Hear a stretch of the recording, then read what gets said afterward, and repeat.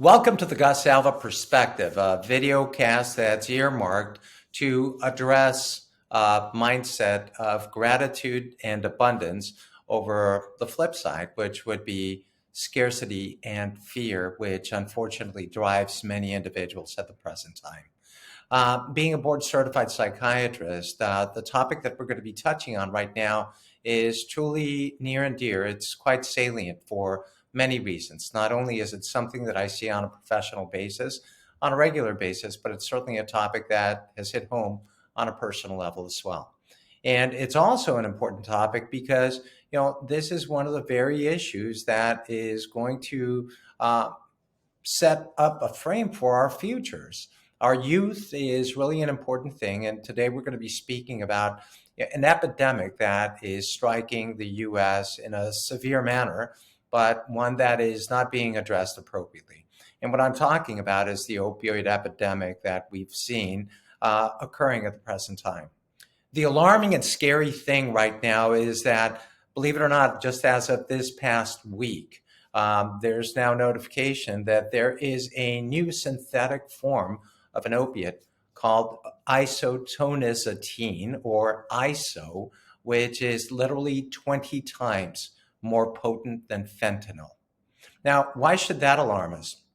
Well, unfortunately, fentanyl is a synthetic opioid that is mass produced in China and unfortunately gets shipped over to Mexico. And because our borders are so porous at the present time, there's a mass surge of fentanyl that's hitting the streets. It's as easy as noticing what happened this past October during Halloween, when a lot of neighbors were actually alarmed over the fact that rainbow-hued fentanyl pills were being dispersed out in the streets. And a tragic thing was being asked of me. A lot of our neighbors, knowing that I'm a physician, were asking if I could avail them to Narcan. Now, think about this. You live in a nice place and you're worried that your child is, through trick or treating, going to pick up something that might actually kill them. Should we live in fear? And the answer to that obviously is no. Should we be educated? The answer is yes. And there are many efforts afoot right now to help address this very issue. I can tell you I'm quite proud of our 21-year-old daughter who goes to the University of California in Santa Barbara. And she's not only an honor student that is majoring in 2 majors, but she also has time to work at the student center, and that is in educating her peers about the folly associated with drug use, handing out strips so that other students, if in fact experimenting with different substances, illicit or otherwise, can actually test whether there's fentanyl or not embedded within whatever it is that they're going to be utilizing. In addition to that, distributing Narcan, which is obviously an opioid antagonist that could be life-saving for individuals. Why is that important? Well, we know that based on figures from the Centers for Disease Control, that close to 1 million people died in 1999, or since 1999, from a drug overdose. Now, think about that. The majority of the individuals affected are actually our youth. And it's striking also that in being at a particular gathering, I had an opportunity of speaking with someone that works within the setting of a mortuary. And the thing that was alarming to this individual was that the majority of the bodies that she saw coming through were of our youth. And if you think about this, it's a striking issue. We'll talk about parenting in another segment, but the one labor that is most laborious, but also one that is most pleasant, is being a parent. But being a parent also means that you're worried about what your child might do. A bit more on that in a second. But the key critical issue here is that obviously the youth represent the promise of what's coming in the near future, those very individuals that will subsequently be taking care of us. So we better be doing a darn good job of addressing the formation of our youth if what we want is a solid society on which to grow. But if all of a sudden we've got situations that are set in place where we're seeing a decimating of our youth, then we should actually pause and question why it is that we're seeing what we're seeing.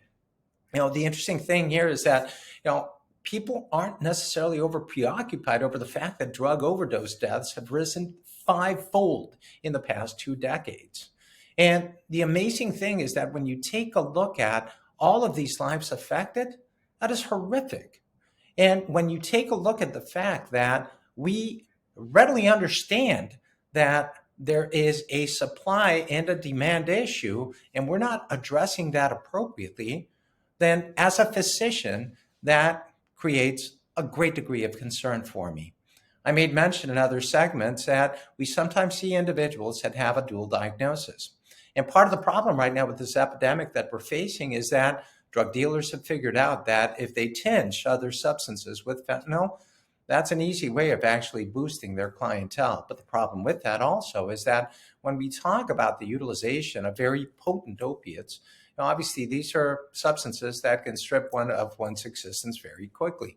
There have been incidents where law enforcement individuals, just based on the fact that they were coming into a room and smelling, a powder that was about them, led them to dire straits. And without the opportunity of having something like Narcan at their availability, would have actually succumbed to their deaths. So we see that this is a serious problem. And, we're sometimes struck by questions, and that is that, are there truly victimless crimes, right? In other words, there is this situation of supply and demand. But then the question is, well, are individuals that are supplying drugs truly engaging in criminal activity? Well, if you think about it, if the subsequent situation that ensues is a fatality, of course, there's a serious problem there. What about the individual that's abusing or using, right? Some people might feel calloused and say, well, they had it coming. They knew what the potential danger was in, consuming a substance that they shouldn't, and then subsequently died from it. But part of the problem is that they don't always take into consideration the full picture. Why am I jumping on this bandwagon right now? Well, unfortunately, this is a topic that's too close to heart to actually pass over. I get an opportunity of seeing a lot of individuals that are affected, and obviously drug use can be quite problematic for a lot of people. It destroys their lives. It destroys their relationships. It destroys their opportunity to be productive and produce and do things for the people that matter most for them in their lives. They become so consumed with the thirst and the hunger and the desire for whatever substance that they'll forego everything else, including their dignity, to continue on with maladaptive patterns. Why would I be speaking about this a bit more? And I guess I'm a bit timid about exposing certain personal issues, but it's important to air out the fact that, even those of us who are in a situation where we can help others sometimes find ourselves powerless in being able to help others that we care for and love because of the very societal norms that have been set up around us. There's a great deal of death that stalks our youth at the present time in the streets, and the very youth who oftentimes lack a full formation of their frontal lobe and judicious thinking with it sometimes fall prey to different things.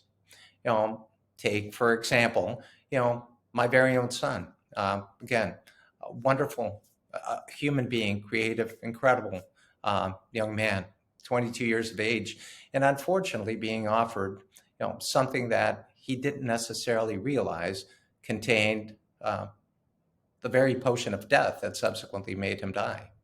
The interesting thing here was the subsequent fallout that came from that, and thinking about the fact that, is this something that could have actually been averted? Oftentimes our youth is quite inquisitive and oftentimes engages in very risky behavior, thinking that, again, they are above the fray and can't be harmed. But unfortunately, harm comes to all of us if folly is in the place of the situation that evokes potential danger without us being aware of it. Subsequent questions as to, what exactly happened, what transpired, who supplied this particular drink, and after drinking it, Why was there a lag in time in being able to actually reach for something that might have actually been life-saving?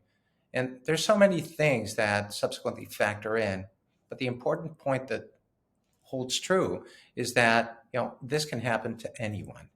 And part of the problem is that it's not just the individuals that are imbibing in erratic behavior on a regular basis that do so knowingly and willingly, but even individuals who, in an accidental manner, end up meeting their demise because of experimentation or, again, curiosity.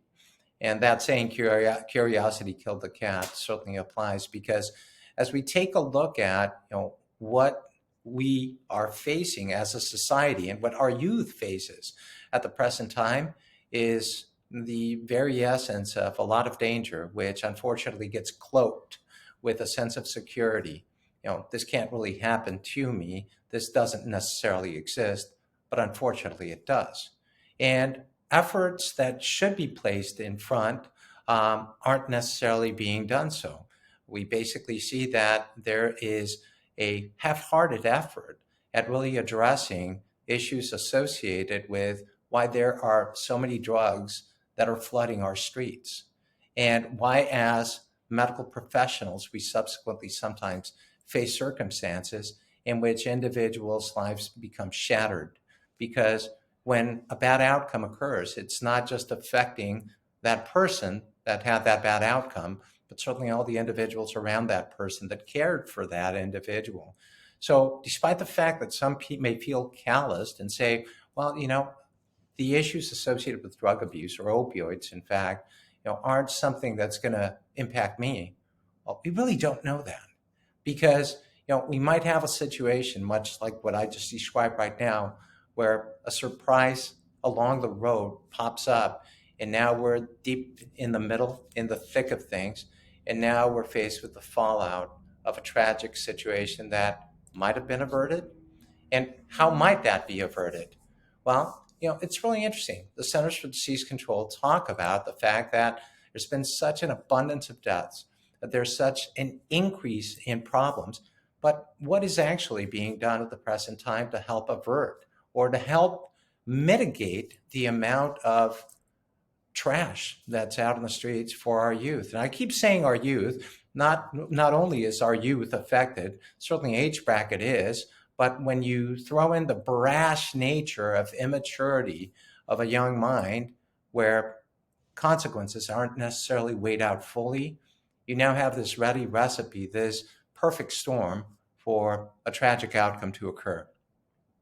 So as I heard the news this past week about this this new form of a deadly poison that is flooding the California streets, I was taken aback over the fact by, just the thought that so much more could be being done.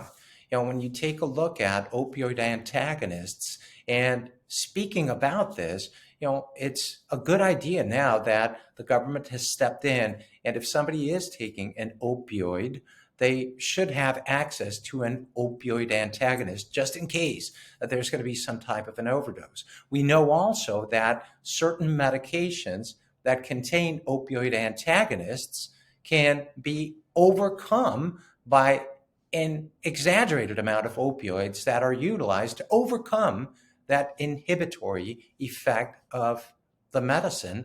And so we obviously also need to educate people that take certain medicines about the risks associated with, if they've been utilizing a certain amount of opioids and now that opioid gets antagonized and there's an attempt at overriding that antagonism or that suppression, well, that could lead towards a fatal overdose. But even in the individuals that in the past were used to a certain amount of an opioid, and then subsequently upon stopping an opioid antagonist, if they were to revert back to their previous practices, obviously that becomes a deadly recipe for that individual. Scary thing, however, is that with very powerful fentanyl, and now these new forms like isotretinoin or ISO, we now have a 20 times more potent fentanyl in the street that is not necessarily going to be overcome by our usual remedy, which would be Narcan. So is that scary? Well, you bet it is. For a professional within the medical setting, that just, sets off alarms all over the place. But it also underscores the fact that we need to be lobbying and we need to be, advocating for the very people that we serve, but also within our communities. Should there be a fear factor that sets in? I mean, I was thrown aback by the thought that neighbors were actually clamoring over Halloween being supplied with Narcan so as to potentially offset the effects of an innocuous looking rainbow colored pill that one of their children might ingest. Unfortunately, this is exactly what we're facing right now at this point in time. Uh, should that be the case? No. But again, coming back to our mindset, should we be fearful and should we now run along the lines of scarcity? The answer to that is no. Again, we should feel gratitude over the fact that we can educate others. We should feel gratitude over the fact that we can advocate for others and our loved ones. And we should feel grateful for the fact that despite the fact that there are tragic instances that set in, we can certainly learn from them and at least help others and edify the fact that as a community, we need to come together as a country. We also need to be protective of our youth because that is the very nature of what's going to sustain us in the near future. I thank you for joining us right now during the Gus Alva Perspective, a very important theme, a theme that's far-reaching and a theme that is really creating a potential great harm for our future generation. Thank you for joining us.